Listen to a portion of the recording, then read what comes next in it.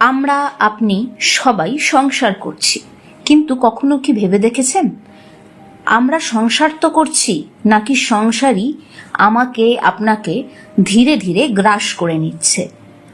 সকাল থেকে রাত পর্যন্ত মানুষ দৌড়চ্ছে, টাকা, সম্পর্ক, সম্মান, ভবিষ্যৎ, চিন্তা, সবকিছুর মাঝখানে কোথাও যেন মানুষ নিজেকেই হারিয়ে ফেলছে। এক সময় যে মন ঈশ্বরকে ডাকতে চাইতো, সেই মন এখন শুধু হিসেব কষে, কখনো ভবিষ্যতের ভয়, কখনো অপমানের কষ্ট, কখনো লোভ, কখনো তুলনা। আর এইভাবেই মানুষ ধীরে ধীরে সংসার করতে করতে সংসারী হয়ে যায়। এই জন্যে ঠাকুর বলেছেন, এত গভীরভাবে, এত সহজ কথা অথচ গভীর কথা। সংসার করতে এসেছেন, সংসারী হতে আসেননি আপনি। একটু থামুন। এই কথাটার মধ্যে পুরো গীতা, উপনিষদ, ভক্তি, আত্মজ্ঞান শ্রী শ্রী রাম ঠাকুর উপুর করে দিয়েছেন, উজাড় করে দিয়েছেন। কারণ সমস্যা সংসারে নয়, সমস্যা হলো সেই সংসারের প্রতি আমাদের যে আসক্তি। সেখানে ভগবদ গীতায় শ্রীকৃষ্ণ অর্জুনকে যুদ্ধক্ষেত্র ছেড়ে পালিয়ে যেতে বলেননি। তিনি বলেননি সব ছেড়ে দাও, জঙ্গলে চলে যাও, পালিয়ে যাও। তিনি বলছেন কর্ম করো, যুদ্ধ করো, কিন্তু আসক্ত হয়েও না। এই অনাসক্তি কথাটাই সবচেয়ে কঠিন, কারণ বাইরে কাজ করতে করতে মন ধীরে ধীরে জড়িয়ে পড়ে। মানুষ ভাবে এই বাড়িটা আমার, এই সম্পর্কগুলো আমার, এই সম্মান, এই পজিশন আমার। আর এখান থেকেই শুরু হয় হারিয়ে ফেলার ভয়, হারানোর ভয়, অপমানের ভয়, ভবিষ্যতে কি হবে তার ভয়। উপনিষদ বলছে যেখানে আসক্তি সেখানেই বন্ধন। সেই জন্যই পরম দয়াল শ্রী শ্রী রাম ঠাকুর পদ্ম পাতার উদাহরণ দিয়েছেন। পদ্ম পাতা জলের মধ্যেই থাকে, কিন্তু জল তাকে ভেজাতে পারে না। ঠিক সেইভাবেই সংসারে থাকুন, দায়িত্ব পালন করুন, পরিবারকে খুব ভালোবাসুন, কিন্তু ভিতরে ভিতরে মুক্ত থাকুন। মানুষের অজ্ঞানতা মানুষকে এটা জানায় যে ইমোশনাল অ্যাটাচমেন্টই ভালোবাসা। আদতে তা নয়। ইমোশনাল অ্যাটাচমেন্ট আর ভালোবাসা মোটেও এক জিনিস নয়। ভেতরে ভেতরে মুক্ত থাকা যায় যদি ইমোশনালি আমরা ডিটাচড হওয়ার অভ্যাস করি। আজকের মানুষ বাইরে স্বাধীন, ভিতরে বন্দী, কারণ মন সব সময় কোনো না কোনো কিছুকে আঁকড়ে ধরে বসে আছে। কিন্তু একটা গভীর সত্য রয়েছে, যেটাকে আপনি আঁকড়ে ধরছেন আজকে, একদিন সেটাকেই ছাড়তে হবে। এই শরীরও থাকবে না, এই সম্পর্কও থাকবে না, এই অর্থও থাকবে না। তাহলে কি থাকবে? এই প্রশ্নই মানুষকে আধ্যাত্মিকতার দিকে নিয়ে যায়। উপনিষদ বলছে, তুমি এই ক্ষণস্থায়ী পরিচয় নও, তুমি শরীর নয়, তুমি শুধু মনও নয়, তুমি সেই চৈতন্য যেটা সব কিছুকে দেখছে, সব কিছুর সাক্ষী। এই সাক্ষী ভাবের কথাই শ্রী শ্রী রাম ঠাকুর বারংবার বলেছেন।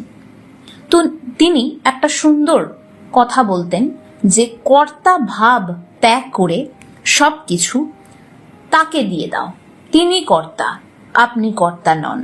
আমরা যে সংসারে রয়েছি, আমরা সেবক।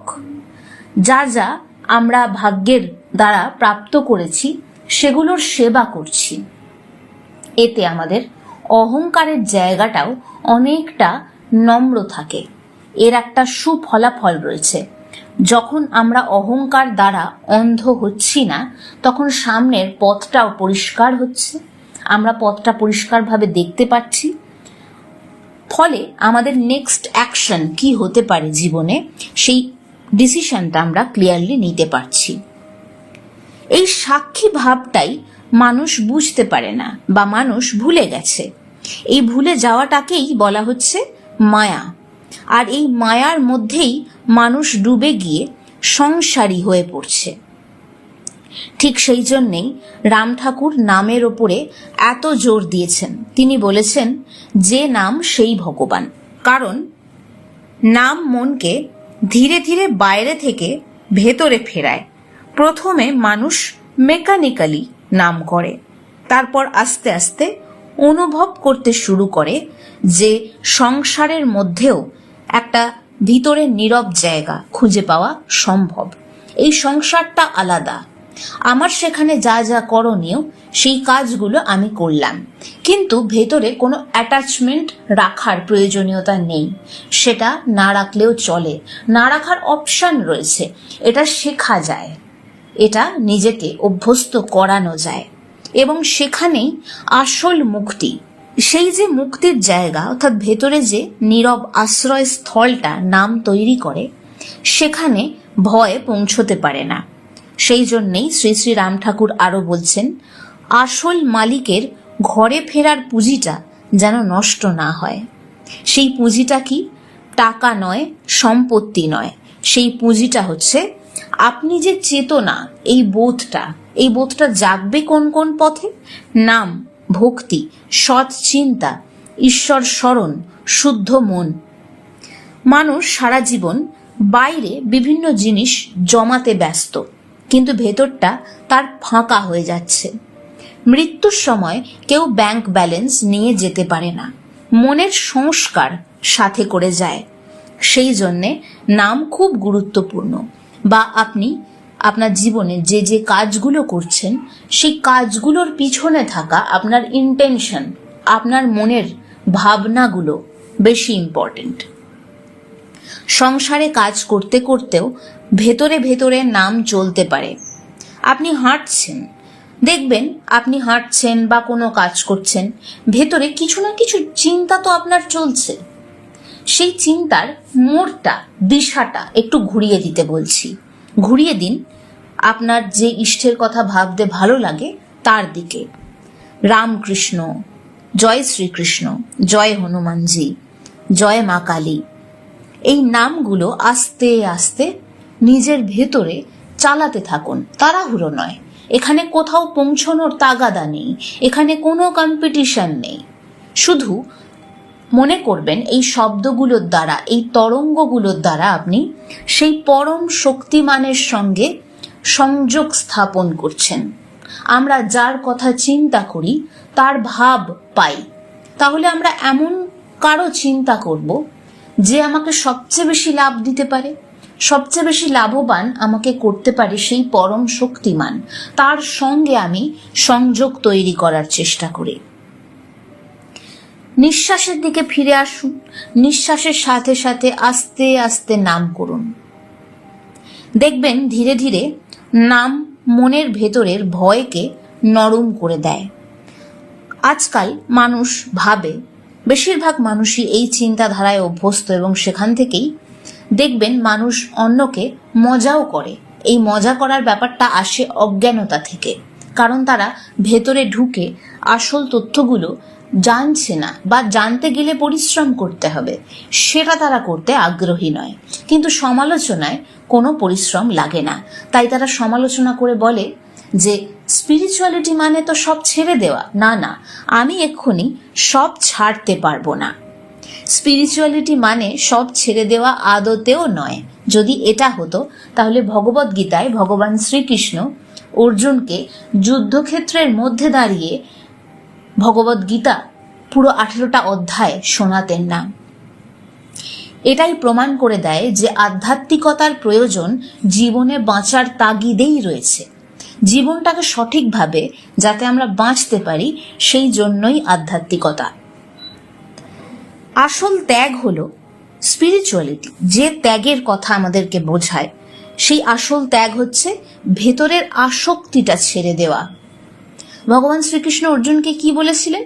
যে তুমি সবকিছু ছেড়ে দিয়ে আমার শরণাপন্ন হও, আমার পায়ে তুমি আশ্রয় নাও, অর্থাৎ তুমি সমর্পণ করে দাও আমার ওপরে সবকিছু। মহাভারত, গীতা সম্পূর্ণ ভালো করে পড়লে এই একটাই কনক্লুশনে এসে পৌঁছানো যায় যে ভগবান শ্রীকৃষ্ণ অর্জুনকে বলছেন, অর্জুন মানে তার সমস্ত ভক্তকুলকে বলছেন যে তোমাদের জীবনে যত জটিলতা আসছে, যত দুঃখ দুশ্চিন্তা তোমরা ফেস করছো, সব তুমি আমার কাছে সমর্পণ করে দাও। এই সাধারণ কথাটা মানুষ সেই কোন যুগ থেকে এখনো অবধি বারবার শুনেও আত্মস্থ করতে পারেনি বলে ঠাকুরকেও ওই যুদ্ধক্ষেত্রে দাঁড়িয়ে 18টা অধ্যায় বলতে হয়েছে সেটাকে বোঝানোর জন্য। আর দেখুন, এখনো অবধি আমরাও বিভিন্নভাবে, আজকে যুগের পরিবর্তনে এসেছে ইউটিউবের ভিডিও, সেখানেও বিভিন্ন মানুষ, বিভিন্ন সাধক, বিভিন্ন শুভাকাঙ্ক্ষী মানুষজন, তারা সবাইকে বলার চেষ্টা করছি যে আপনারা সবাই আসক্তি ছেড়ে দিয়েও সংসারটা সুন্দরভাবে করতে পারেন। এতে আপনাদেরই অন্তরে একটা শান্তি ভাব আসবে। আপনারা নিজেদের জীবনে আরো বেটার একটা মানুষ হতে পারবেন, আরো বেটার একজন সম্বন্ধ তৈরি করতে পারবেন। মানে আপনি একজন বেটার মা হতে পারবেন, বেটার বাবা হতে পারবেন, বেটার ওয়াইফ হতে পারবেন, বেটার হাজবেন্ড হতে পারবেন, বেটার সন্তান হতে পারবেন, শুধু এই আসক্তিটুকু ছেড়ে দিলে। বাইরে দায়িত্ব পালন করতে করতে ভেতরে ঈশ্বরের দিকে থাকা। ঠাকুর শ্রী রামকৃষ্ণ পরমহংস দেবও এই একই কথা বিভিন্ন উপমার মধ্যে দিয়ে বলার প্রচেষ্টা করেছেন। গীতায় কি বলা হয়েছে? পদ্মপত্র মিভাম্বসা। জলের মধ্যে থেকেও পদ্ম পাতা যেমন ভিজে যাচ্ছে না, সেই রকম কর্মের মধ্যে থেকেও মানুষ মুক্ত থাকতে পারে যদি সে সমর্পণের পথ বেছে নেয়। এখন একটা গভীর প্রশ্ন, কিভাবে বুঝবেন আপনি সংসার করছেন নাকি সংসারী হয়ে গেছেন? খুব সহজ। যদি কোনো জিনিস হারানোর চিন্তায় আপনি ভেতরে ভেতরে ভেঙে পড়েন, কোনো কিছুর জন্য আপনি নিরাপত্তাহীনতায় ভোগেন, বুঝবেন মন জড়িয়ে রয়েছে। এবং মজার কথা হলো, আমরা যখনই এই জাতীয় প্রশ্নের মুখোমুখি দাঁড়াবো, এই প্রশ্নের উত্তরে কিছু না কিছু এমন বস্তু, এমন ব্যক্তি পেতেই থাকবো যেটার জন্য আমরা খুব চিন্তিত, যেটা আমরা আমাদের জীবনে রাখতে চাই, হারাতে ভয় পাই, যাতে সেই অ্যাটাচমেন্টটা কেটে যায়। তাই জন্যই এই আধ্যাত্মিক পথে আমরা যাত্রা করছি। যদি মানুষের কথায় আপনার শান্তি নষ্ট হয়ে যায়, তাহলে বুঝবেন ভেতরে আসক্তি রয়েছে। সেই জন্য নিয়মিত জপ, ধ্যান, প্রার্থনা দরকার। এগুলো মানুষকে ভেতরে আস্তে আস্তে ডিটাচ হতে শেখায়। ডিটাচ মানে ইমোশনলেস হয়ে যাওয়া নয়, বরং আরো গভীর ভালোবাসা। আমরা যখন ইমোশনাল অ্যাটাচমেন্ট থেকে বেরিয়ে এসে কাউকে ভালোবাসি, সেটা আরো বেশি পিওর হয়, কিন্তু সেটার মধ্যে কোনো বিপদের সম্ভাবনাও থাকে না, কারণ আপনি আপনার বেস্টটুকু দিচ্ছেন। অপর পক্ষ থেকে কি আসবে আপনার সেটা হাতে নয়। অনেকে এখানে মনে করবে, তাহলে কি আমি আমার সর্বস্ব দিয়ে যাব, সে যা ইচ্ছে তাই করবে? তা তো নয়। আপনি আপনার সমগ্র বিচার বুদ্ধিও তো সেখানে লাগাবেন। কে আপনার জন্য ঠিক নয়, কে আপনার জন্য কতটা ঠিক, কোথায় আপনাকে কতটুকু নিজেকে খুলতে হবে, নিজেকে কতটুকু ইমোশনালি ওপেন করতে হবে, এই সিদ্ধান্তটাও তো আপনার মধ্যে আস্তে আস্তে পরিষ্কার হতে থাকবে। কাজেই যে মুহূর্তে আপনি বুঝতে পারবেন যে সামনের মানুষটা বা তার কাজকর্মগুলো আপনার জন্য সেফ নয়, সেই মুহূর্তেই আপনি একটা ডিস্টেন্স তৈরি করে নেবেন। যেটা করণীয় সেটা প্রপারলি করতে পারবেন। ভালোবাসা মানে অন্যকে এই স্বাধীনতা দিয়ে দেয়া নয় যে সে আপনার সাথে যা ইচ্ছে তাই করতে পারবে, সে আপনার সাথে যা ইচ্ছে পন্থা অবলম্বন করে আপনার ক্ষতি করতে পারবে, এরম কোথাও বলা নেই। আমরা ইমোশনাল অ্যাটাচমেন্টের ফাঁদে পড়ে এইটা নিজেরা নিজেদের স্বার্থে তৈরি করে নিয়েছি, এরকম একটা ধ্যান ধারণা। হ্যাঁ, আপনি ভালোবাসেন, কিন্তু তার মানে এটা নয় আপনার সামনের মানুষটা আপনার ক্ষতি করতে সক্ষম।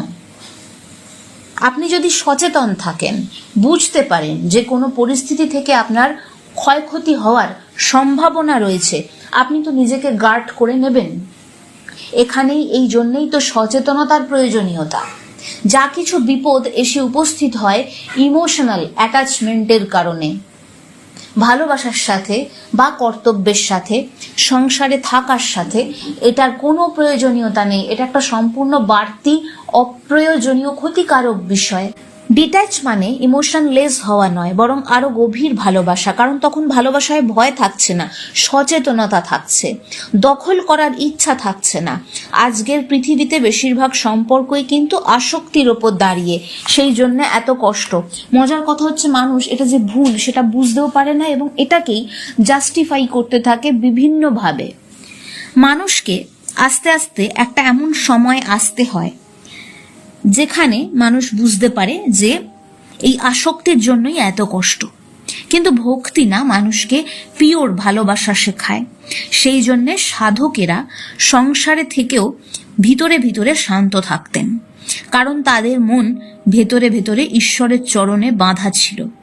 একটা সময় আসে মানুষ বোঝে আমি এখানে চিরদিনের জন্য আসিনি। এই অনুভব ভয় নয়, এটা জাগরণ, এটা সত্য। এই সত্যকে গ্রহণ করেই জীবনের পথে হেঁটে চলা। সংসার বদলাবে না, কিন্তু দেখার দৃষ্টিভঙ্গি বদলে ফেলতে হবে।